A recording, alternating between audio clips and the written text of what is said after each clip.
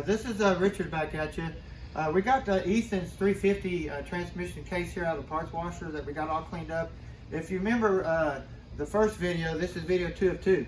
The 350 was just totally wiped out. The case was unrecognizable, but the inside of the tranny was really nice and clean, almost looked brand new except the clutches and stuff. So, but I want to show you what our parts washer does in an hour cleaning to a case. Really nice. I mean, it just cleans it up real good. We got a Hayden parts washer out there that we use.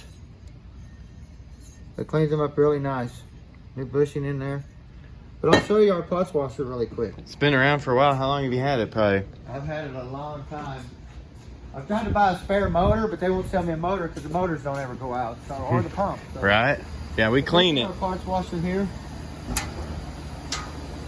It gets up probably 200 something degrees. We got this little deal we made that hang parts on, or you can take it out and just set the cases in there. It looks hot. Got a lot of high pressure. Put a case in there for about an hour.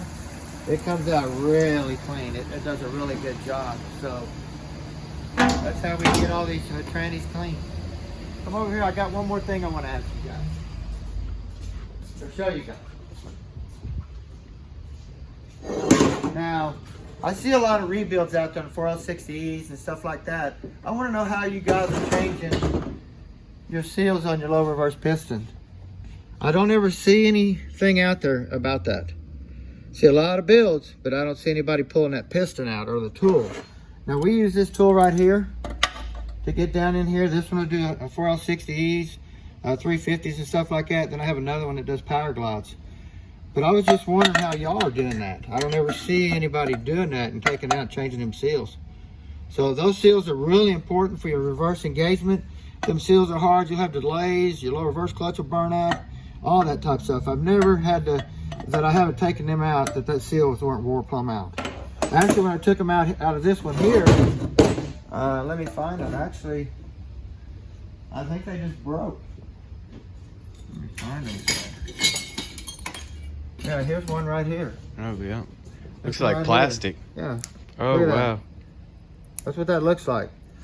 So you want to pull that out of there every time and change. There's 3 seals in there. If you don't change it, I mean, you can have all kinds of problems. So I want to see how you guys are doing it. I don't ever see it being done. But that's the tool it takes when we do it here at Precision Transmissions, and we change every one of them. So if y'all need anything, give us a holler at Precision Transmissions. Y'all have a great day.